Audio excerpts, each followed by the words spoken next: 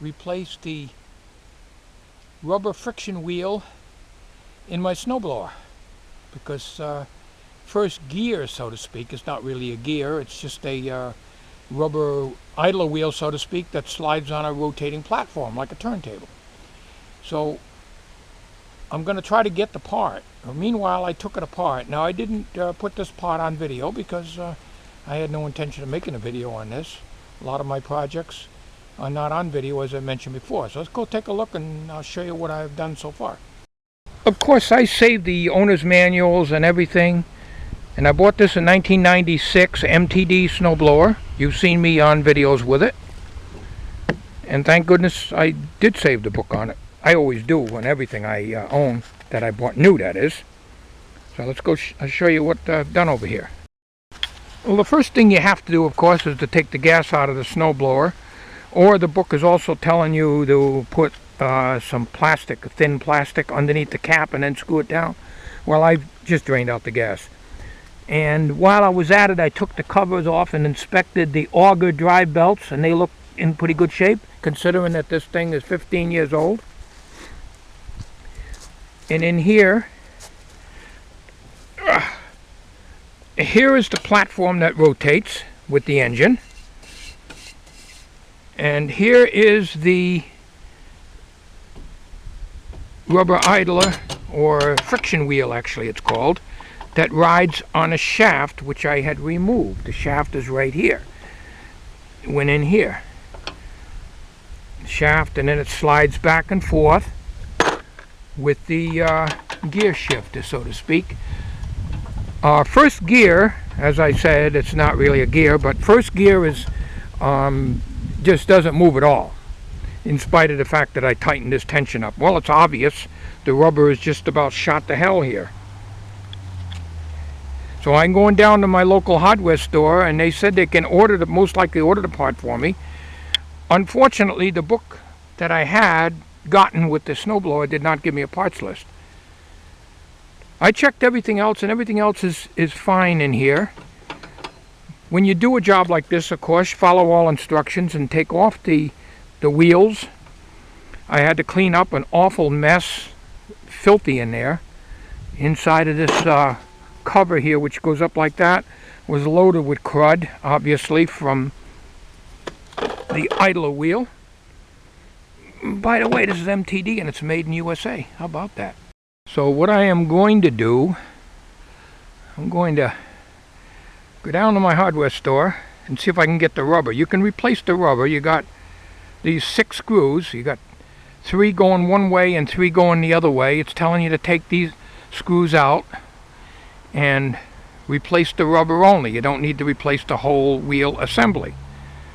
So let's hope I can get a wheel for this. I would hate like hell to have to try to struggle with this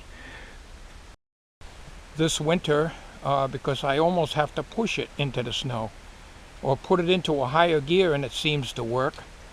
I'm going down to the hardware store and see if I can get one. They're going to have to order it.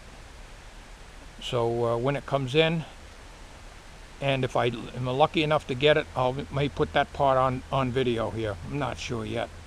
All depends on the weather. It's a beautiful day today. It's going to be about 65, and that's beautiful for November. That's the way I wish the weather was all the time. Well, we'll come back on this video in a little while here.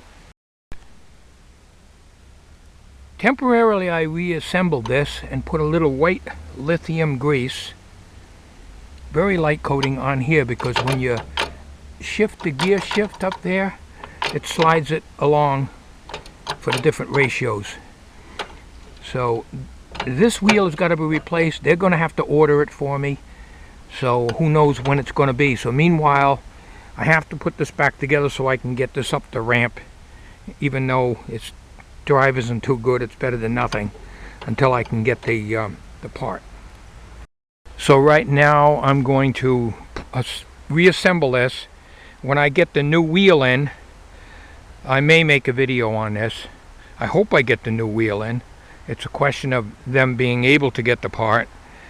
If not, I'll have to try somewhere else. I don't want to be putting this in when it's 0 out and got snow on the ground and everything. It's a beautiful day today. This is the kind of weather I like to work in.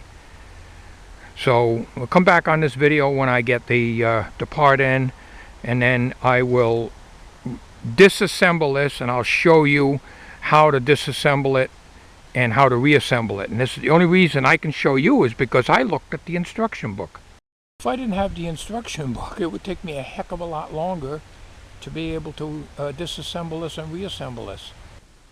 Well, I'm heading out to the hardware store. I just got a call that the part came in for the snowblower, the rubber for the friction wheel.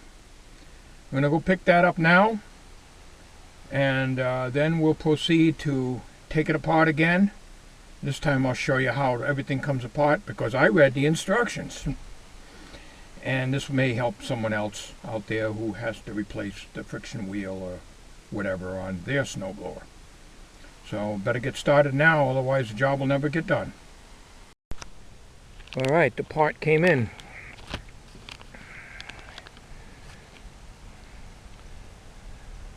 $13 plus $12 shipping and handling. Well, they get you, but that's what it is. That's the rubber tire for the friction wheel. The first thing you want to do is to take off the wheels. So you remove these lock pins here by pulling them out, taking the wheels off. And just set that down here so it's out of the way,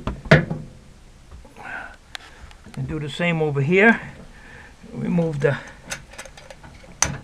lock pin. See, it just goes in there and you just pull them out, and we'll drop that over here. Take that wheel off. You see, these lock pins enable you to get traction because they go through the hole here, so there's no need to lubricate this. This whole shaft turns with the wheel. The wheel does not turn on the shaft unless you put the pin in the other hole, and then you only get traction on one wheel, which would be this one. Okay, so now we're going to take off this bottom plate here. Alright, we just remove these self-tapping screws, and there are six of these jobs.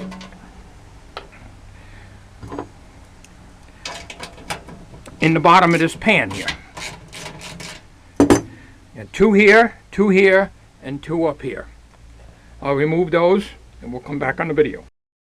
Then what you do is you remove the pan. Now I cleaned all this out as I showed you earlier in the video. And this is the wheel we're going to replace. Now we've got grooves in this thing that have been worn in. I don't know if this was originally smooth. I'm sure it was. There isn't much I can do about that unless I replace this platter, which I don't want to do. So we're going to remove this, and I'm going to show you how it's done, and we're going to set this on a tripod. Okay, what you're going to do first is to take a 7/8 inch wrench, and you put it into the right here, alright, to hold this solid. And then you take a 1/2 inch wrench on this side. Of course, naturally, with my bad eyesight, I always get the wrong end. I get 9/16. So the 1/2 inch, and you loosen this, but you don't take this off. You loosen this end nut here in the cup washer. You just loosen it. You screw this out even with the end of the threads. Okay? I don't know if you can see that. We'll try to zoom in a little bit.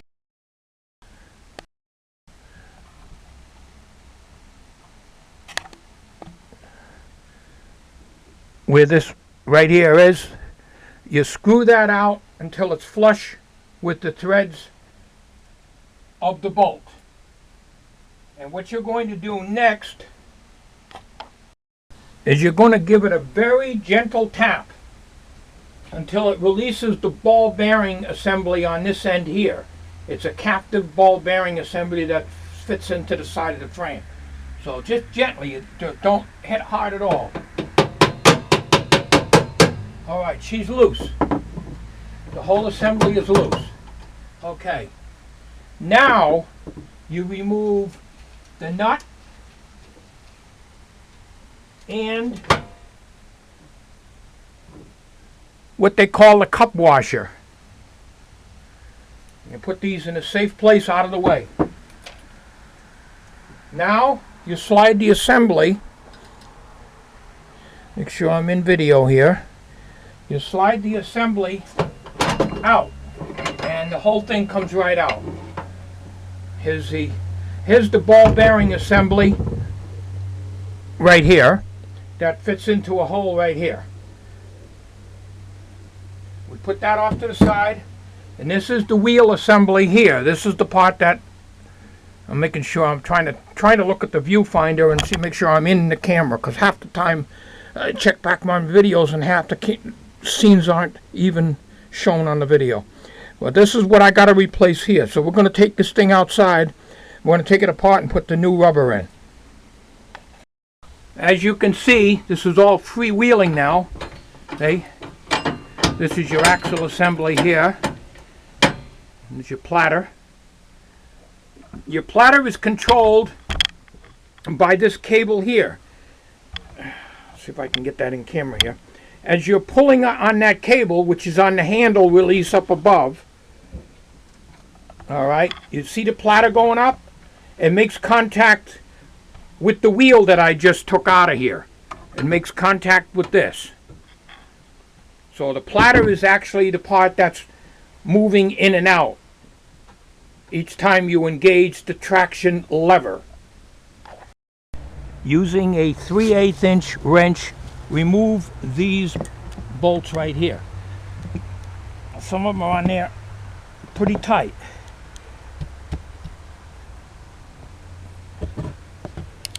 As I had checked them with my wrench before I got on camera here. What you're doing is you're going to remove, there's 3 bolts, 3 on each side. 1, 2, 3, and 1, 2, 3 on this side. Each go in different directions. So what you want to do is to remove these 6 bolts, 3 on each side. We're going to come back on the camera when I get those removed. I got the inside. This is the hardest part because you can't put a socket wrench in there because of this thing. So I got 3 here that I pulled out already. Now I got to remove these 3 here. Alright, I got the total of 6 screws out of this, and here the wheel should come right apart here. Alright, here's the outside of the wheel housing. Here is the rubber, and this is the inside, what I call the inside anyways, of the wheel assembly. What we're going to do is we're going to wipe this down, clean it out, and we'll put the rubber in. What you want to do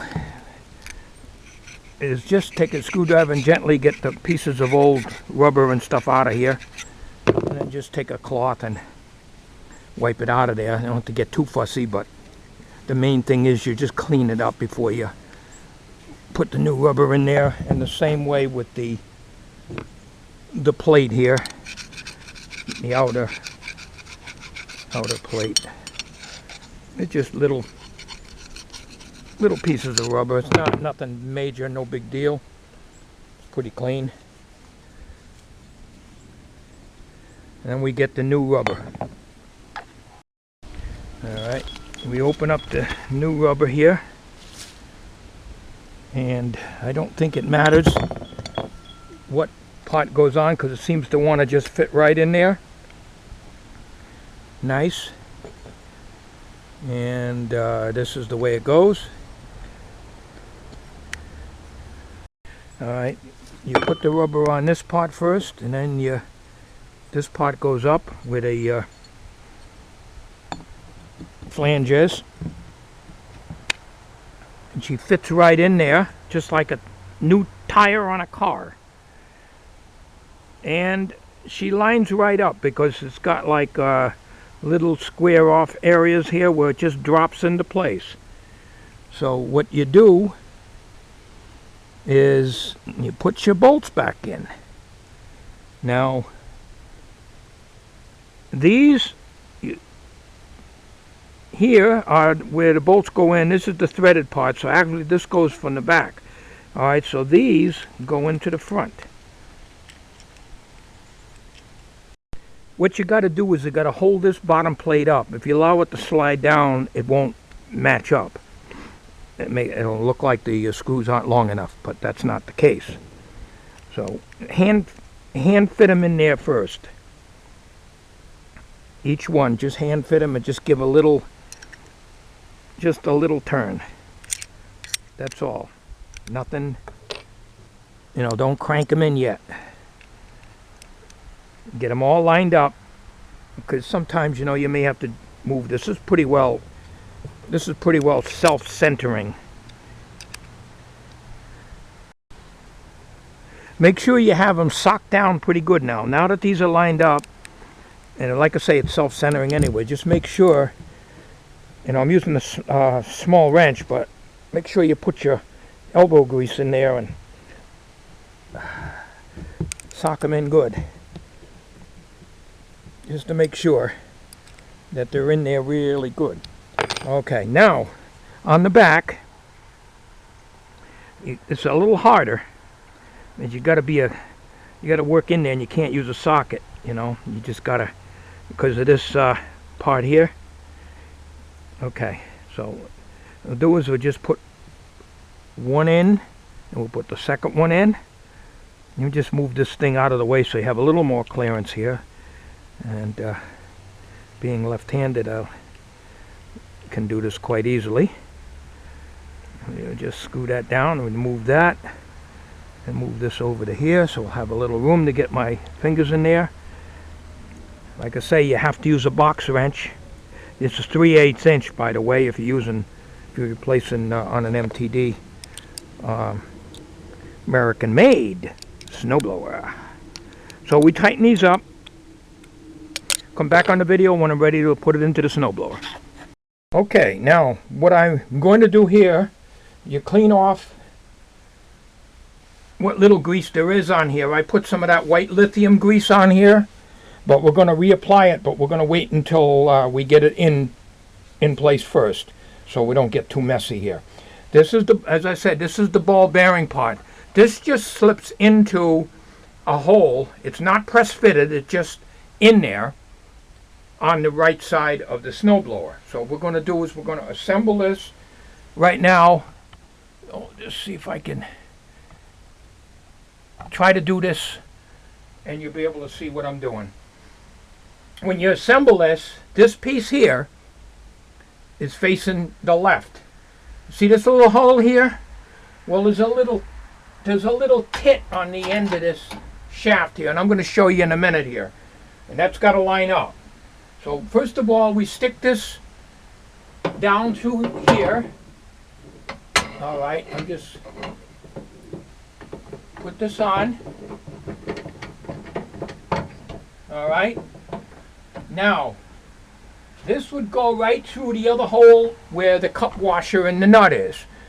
But before we can do that, we got to get that little tit to catch in this little hole here, because that's where the gear shift will move this thing back and forth on the wheel like this. And when it moves back and forth on the wheel, that gives you the different ratios. When it's closer to the middle, it gives you the higher torque, and also the reverses in there. And on the higher end, the higher speed will be further out on the wheel here. Now, what we're going to do is I'm going to get the camera relocated here so I can show you that little tit.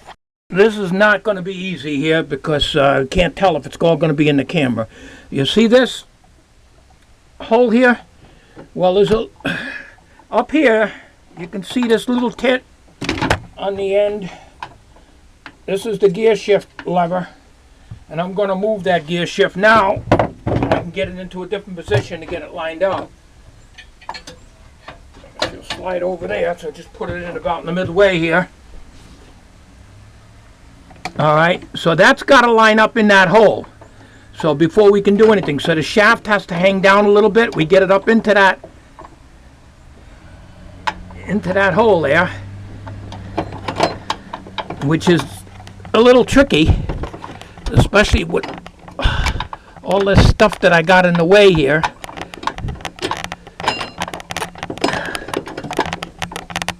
think I'm going to have to move the gear shift over. It's very hard to videotape this single-handed without help. And do it too. It's very, very hard. But I would like to show you how it's done. So before we can drop it into the other hole, we got to get it up into the... We got to get that tit in that hole there. There, we got the tit in the hole. All right, now we go. All right, we got the shaft in there. Now, we're going to put the cup washer, which is over here, and the nut on here. So, first thing we put on is the cup washer, holding this thing in so it doesn't slide out. We put the nut on. All right, we're only going to hand tighten it now. We can show you how this apparatus works here. The apparatus, we're going to show you how it works here. All right, so I'm going to move the gear shift. Move the gear shift up to reverse. All right, that's reverse 1. That's reverse 2, I'm sorry. That's a faster backup speed. This is reverse 1. This is first, this is second, third, fourth, and finally 5th gear. Well, not a gear, but you know. So that's how she works. See where the high speed is? It's way the hell over here. So that can go along, I don't know, probably a good 5 miles an hour anyhow. But that's only when you're moving it from point A to point B. But as you can see, all right, we got the light sitting right on the thing, so it's, I don't want to, wind this around too much here. So we'll get off the video a minute here and we'll tighten this thing up. Okay, I'm going to tighten it up. So again, take your 7/16 inch wrench.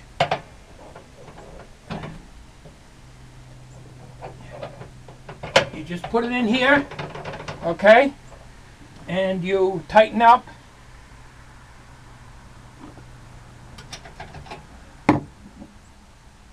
Always get the wrong end of the wrench. It never fails. Never used to do that. I used to have good eyesight. I used to be able to see. So you snug this up. You don't crank the hell out of it. You just give it a good tight, a firm snug. You can strip it out very easily.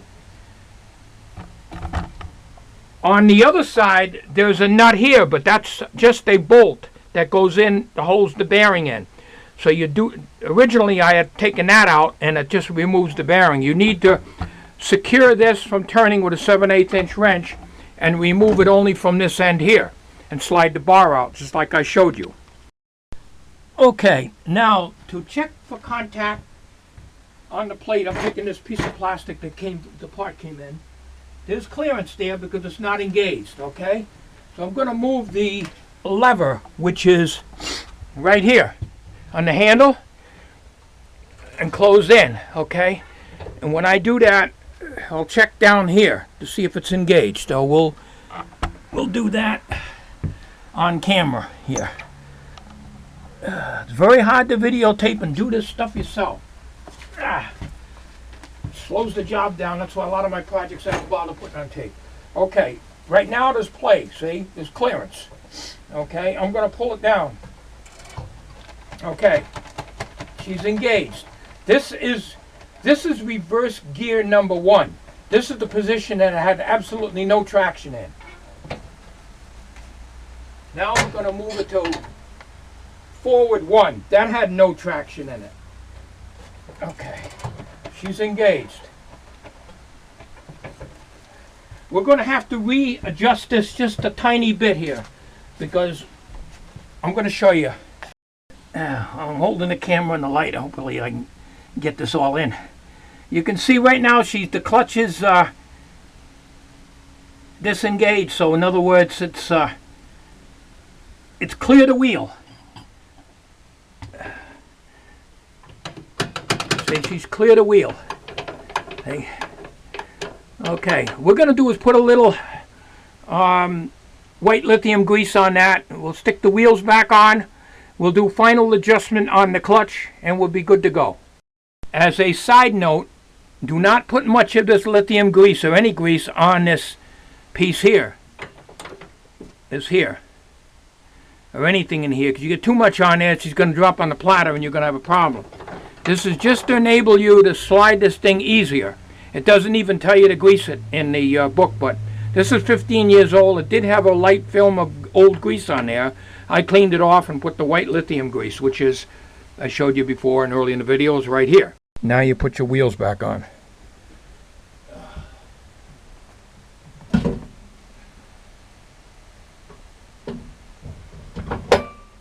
put what they call the click pins back in. Because I'm in a light is very bad here.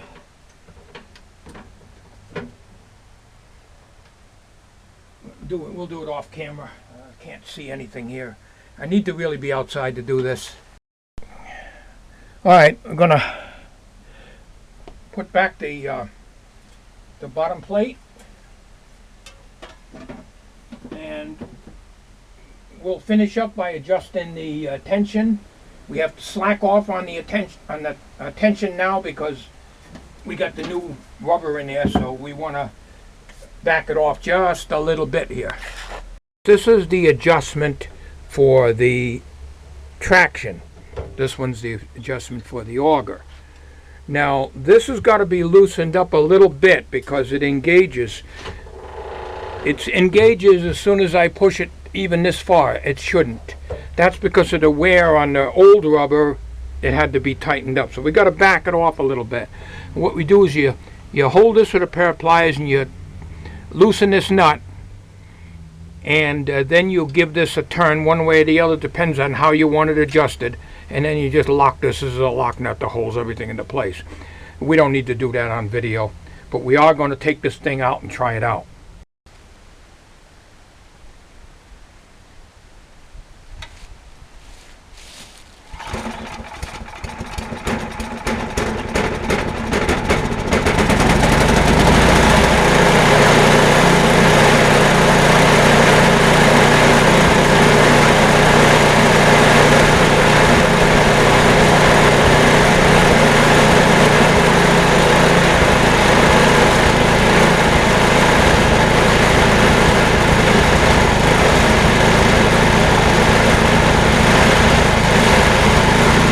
Now usually I have to run this at half choke all the time. Right now the choke is full open. But no matter what I do with the adjustment on the bottom of the carburetor, it usually runs best at half choke. But we're checking out the drive, and that's probably what we're going to be doing now. We're not concerned with the carburetor at this time. There's nothing I can do. I can't fix carburetors.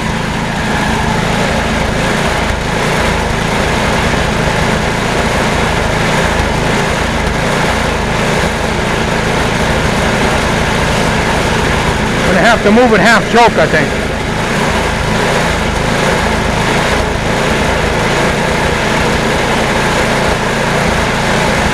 Runs a lot better half choke.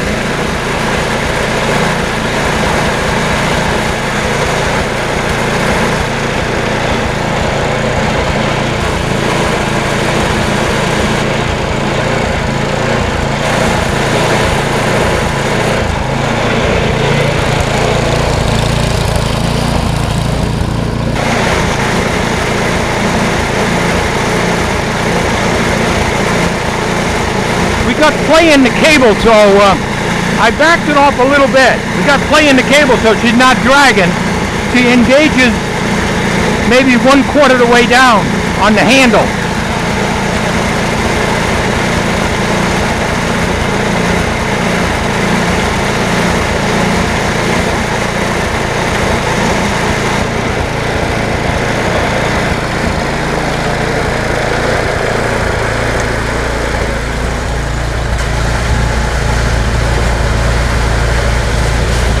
Okay, we put it up there in second gear. First gear works, all the gears work good. Well, we shut the valve, the gas valve off, so we'll let it run out of gas like I always do in the shed. There she goes. Not all that bad of a job. This lasted 15 years. I hope it lasts, well, a good many more years. I'm sure it'll probably outlast me. Thank you for watching. Have a good day, everyone.